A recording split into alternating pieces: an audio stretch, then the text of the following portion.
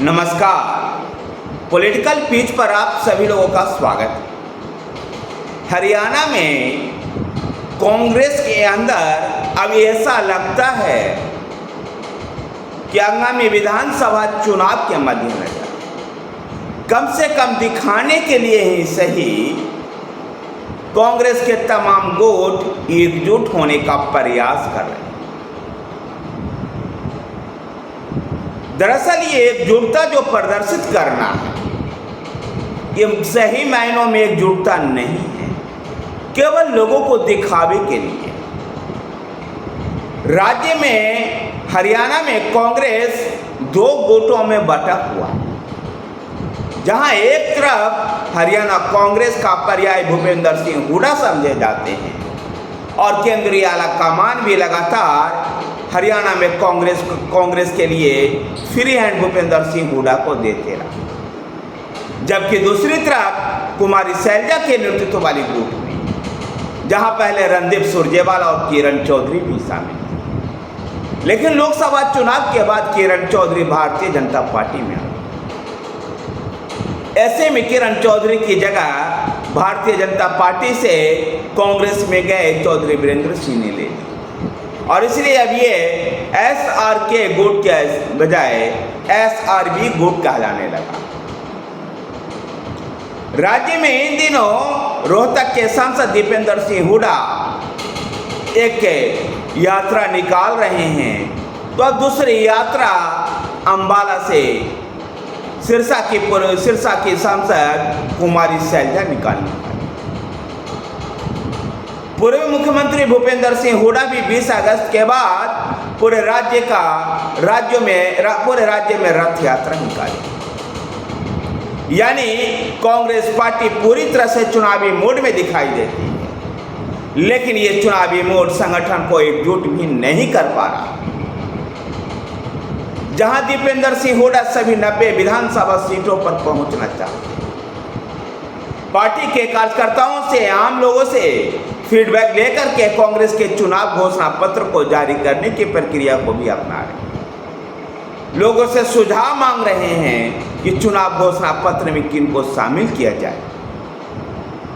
तो वहीं पर कुमारी शैलजा उन 44 शहरी विधानसभा सीटों पर कुमारी शैलजा की नजर, और इसलिए संसद सत्र चलने के कारण वो अपनी यात्रा रुक करके करेंगी, लेकिन राज्य के 44 विधानसभा सीटों में पहुंचना कुमारी शैलजा का बड़ा लक्ष्य, जहां कुमारी शैलजा के साथ रणदीप सुरजेवाला और चौधरी वीरेंद्र सिंह भी नजर आएंगे। दीपेंद्र सिंह हुड्डा के साथ जहां शैलजा नजर नहीं आ रही थी, तो शैलजा के अपने कार्यक्रम में भूपेंद्र सिंह हुड्डा और उदयभान, जो कांग्रेस के प्रदेश अध्यक्ष भी हैं, जिनके तस्वीरें गायब थी। लेकिन कांग्रेस के केंद्रीय आला कमान ने लगता है इसको लेकर के इसको नोटिस किया और दोनों गुटों को कम से कम एकजुटता प्रदर्शित करने का प्रयास करने को कहा, और इसी का नतीजा दिखाई देता है कि सिरसा में और अंबाला में कुमारी शैलजा के समारोह में भूपेंद्र सिंह हुड्डा और चौधरी उदयभान की तस्वीर उस पोस्टर बैनर में लगाए, जिस पहले जो यात्रा के लिए जो पोस्टर बैनर बनाए गए थे, जिसमें भूपेंद्र सिंह हुड्डा और चौधरी उदयभान की तस्वीर गायब थी। लेकिन अब तस्वीर लगाने से ऐसा लगता है कि ऐसा दिखाने का प्रयास हो रहा है कि कांग्रेस के अंदर राज्य में सब कुछ सही है। तो दूसरी तरफ भूपेंद्र सिंह हुड्डा भी सिरसा के अपने कार्यक्रम में और रेवाड़ी के कार्यक्रम में जो मंच पर जो बैनर लगा, उस बैनर में कुमारी शैलजा की तस्वीर छाप कर इस बात का संकेत दे रहे हैं। रेवाड़ी का जो कार्यक्रम था वो कैप्टन अजय यादव के नेतृत्व में हुआ। हरियाणा में कांग्रेस, जहां पिछली बार के जो लोकसभा का जो चुनाव हुआ 2024 में, और जो उसके 5 सीटें मिल गई, उसके बाद उसकी बातचीत खिली हुई है, लेकिन हरियाणा में कांग्रेस के लिए इतनी आसान नहीं है। जहां कांग्रेस के लिए सबसे बड़ी चुनौती उसकी अपनी आंतरिक गुटबाजियां हैं। उस पर काबू पाना होगा। उसके बाद उनको भारतीय जनता पार्टी से मुकाबला करना। भारतीय जनता पार्टी राज्य में लगातार 10 साल से शासन में है। पहले एक पंजाबी चेहरा मनोहर लाल खट्टर को मुख्यमंत्री बनाया गया, तो मनोहर लाल खट्टर को जब बदलने की बारी आई तो न्याय सिंह ने एक ओबीसी चेहरा को मुख्यमंत्री बना दिया। भारतीय जनता पार्टी ने अपने प्रदेश अध्यक्ष मोहन लाल धारिया को बना करके ब्राह्मणों को भी एक खास संदेश दिया।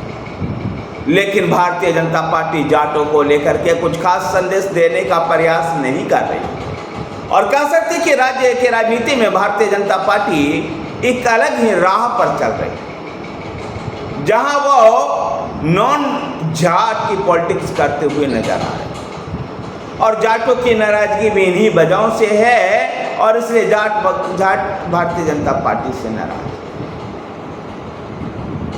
2024 में ही हरियाणा में विधानसभा का चुनाव, ऐसे में सभी पार्टियों के लिए सत्ता में आने के लिए रोचक लड़ाई।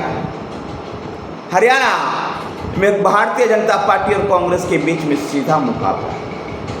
यद्यपि ओम प्रकाश चौटाला की इंडियन नेशनल लोकदल और उनके पोते दुष्यंत चौटाला की पार्टी जननायक जनता पार्टी भी राज्य में प्रयास कर रही, तो आम आदमी पार्टी भी पीछे नहीं रहना चाहती। लेकिन जिस प्रकार से कांग्रेस के अंदर आंतरिक गुटबाजियां हैं, इसको देख करके तो लगता है कि आने वाले चुनाव में भी कांग्रेस का बेहतर भविष्य नहीं।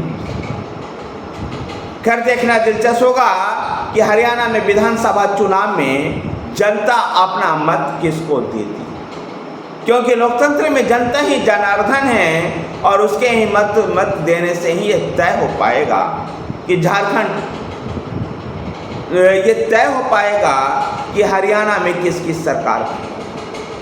क्या हरियाणा में फिर से भारतीय जनता पार्टी लगातार तीसरी बार सरकार बनाती है या कांग्रेस कमबैक करती है? एक और अहम सवाल है कि कांग्रेस अगर चुनाव जीतती भी है तो राज्य में उसके मुख्यमंत्री कौन? स्वाभाविक रूप से भूपेंद्र सिंह हुड्डा पहले दावेदार हैं, लेकिन भूपेंद्र सिंह हुड्डा एकमात्र दावेदार की। इनके अलावा भी कांग्रेस में कुमारी शैलजा, रणदीप सुरजेवाला, चौधरी वीरेंद्र सिंह जैसे नेता। तो दूसरी तरफ भारतीय जनता पार्टी नॉन जाट की पॉलिटिक्स करते हुए लगातार तीसरी बार सरकार बनाने का प्रयास करें। देखना दिलचस्प होगा कि इसी साल होने वाले हरियाणा विधानसभा के चुनाव परिणाम किसके फेवर में आता है। धन्यवाद साथियों, वीडियो को लाइक कीजिए, शेयर कीजिए। हमारे साथ बने रहने के लिए हमारे चैनल पॉलिटिकल पिच को सब्सक्राइब कीजिए। धन्यवाद।